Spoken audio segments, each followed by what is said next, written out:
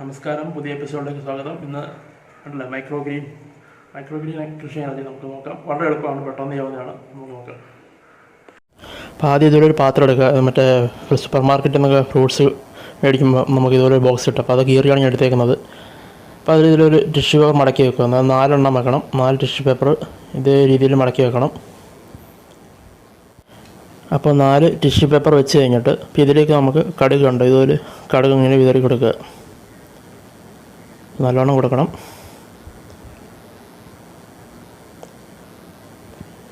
ഇതിലേക്ക് ഇച്ചിരി വെള്ളം ഇതുപോലെ കുടഞ്ഞു കൊടുക്കുക.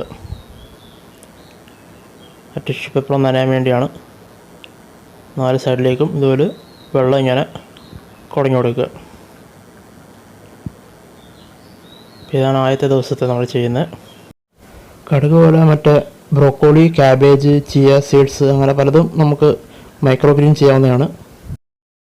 അങ്ങോട്ടൊന്ന് നമുക്ക് സ്പ്രെഡ് ചെയ്ത് കൊടുക്കാം 4 സൈഡിലേക്കും.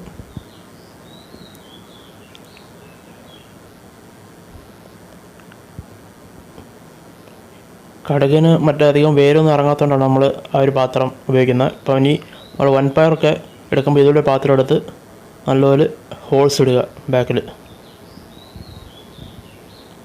ആ പാത്രം ഹോൾസ് ഇട്ടിട്ട് വേറെ പാത്രത്തിൽ ഇതുപോലെ വെള്ളം എടുത്തിട്ട് നമ്മൾ ഇങ്ങനെ ജസ്റ്റ് ഒന്ന് ടച്ച് ചെയ്യുക. വെള്ളത്തിന് ടച്ച് ചെയ്യുന്ന രീതിയിൽ ഒന്ന് ഇറക്കി വെക്കുക.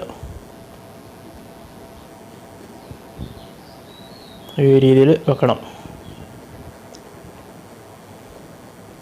എന്നിട്ട് ഇതിലേക്ക് നമുക്ക് മറ്റേ വൻപയറാണ് ഇപ്പോൾ ഇടുന്നത്. വൻപയറിൻ്റെ ഒക്കെ വേര് നന്നായി ഇറങ്ങുന്നുണ്ട് നമ്മൾ ഈ ഒരു പാത്രം യൂസ് ചെയ്യുന്നത്. നല്ല ഹോൾസൊക്കെ ഇട്ടിട്ട് വേണം ഇതിടാൻ. പയർവർഗ്ഗങ്ങളൊക്കെ നമുക്ക് ഇതുപോലെ മൈക്രോഗ്രീൻ ചെയ്യാവുന്നതാണ്. കണ്ടില്ലേ? നമുക്ക് ഇതിനൊരു കവർ ചെയ്ത് വെക്കാം. ടിഷ്യൂ പേപ്പർ വെച്ച് രണ്ടും ഒന്ന് കവർ ചെയ്യണം. കവർ ചെയ്തിട്ട് വേണം നമുക്കതൊരു വീട്ടിൽ സൂര്യപ്രകാശം ചെല്ലാത്ത അതായത് ഏതെങ്കിലും ഒരു മുറി കൊണ്ട് വെച്ചാൽ മതി തൽക്കാലം.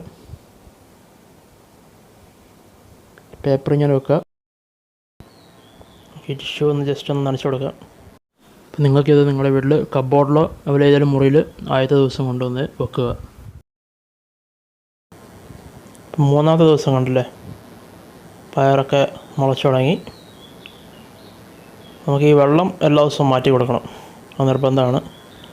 വെള്ളമൊക്കെ എല്ലാ ദിവസവും ഇങ്ങനെ മാറ്റി കൊടുക്കുക. 3-ാമത്തെ ദിവസം തൊട്ട് ഇതൊരു ബാൽക്കണി കൊണ്ട് വെക്കാവുന്നതാണ്. കടുകും മുളച്ചു തുടങ്ങിയിട്ടുണ്ട്.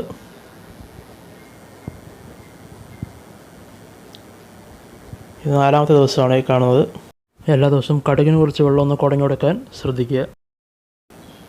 വെള്ളം മാറ്റിയിട്ടുണ്ട്. 5-ാമത്തെ ദിവസം കഴിയുമ്പോൾ പയർ ഏകദേശം ഒന്ന് വലുതായിട്ടുണ്ട്. ഇതിൻ്റെ വേര് കളഞ്ഞിട്ട് വേണം ഉപയോഗിക്കാൻ. നമ്മളെടുക്കുമ്പോൾ പയർ ഒരാഴ്ചയ്ക്കുള്ളിൽ എടുക്കാവുന്നതാണ്. കറി വെക്കാനും തോരൻ വെക്കാനും ഒക്കെ ഉപയോഗിക്കാവുന്നതാണ്. 5-ാമത്തെ ദിവസം നമ്മുടെ കടുകാണ് ഈ കാണുന്നത്. ഇപ്പം അത്യാവശ്യം ഒന്നായി വരുന്നുണ്ട്. 10 മുതൽ 14 ദിവസമാണ് കടുകിൻ്റെ ഒരു വളർച്ച. ഇത് 9-ാമത്തെ ദിവസമാണ് നമ്മളിപ്പോൾ കാണുന്നത്. ഈ മൈക്രോഗ്രീൻ്റെ പ്രത്യേകത എന്താ വെച്ചാൽ ഇതിന് മണ്ണും വേണ്ട, വളവും വേണ്ട. നമുക്ക് വീട്ടിൽ എവിടെ ബാൽക്കണി വെച്ച് സിമ്പിളായിട്ട് ചെയ്യാവുന്ന ഒരു കൃഷി രീതിയാണിത്. 10-ാമത്തെ ദിവസമായപ്പോഴത്തെ കടുക് ഒന്ന് വലുതായിട്ടുണ്ട്. ഇത് നിങ്ങൾക്ക് സാലഡിലൊക്കെ ഉപയോഗിക്കാവുന്നതാണ്. നല്ല പോഷകഗുണമുള്ള ഒരു മൈക്രോഗ്രീനാണ് കടുക്. കണ്ടില്ലേ? അപ്പം നമുക്ക് ഈ ഒരു വലുപ്പത്തിൽ കിട്ടും. ഇതിൻ്റെ വേര് കളഞ്ഞൊക്കെ ഉപയോഗിക്കാവുന്നതാണ്. വീഡിയോ ഇഷ്ടപ്പെട്ടെങ്കിൽ താഴെ കാണുന്ന സബ്സ്ക്രൈബ് ബട്ടൺ ഞെക്കുക, ബെല്ലൈക്കൺ അമർത്തുക. അപ്പോൾ അടുത്ത വീഡിയോയിൽ കാണാം.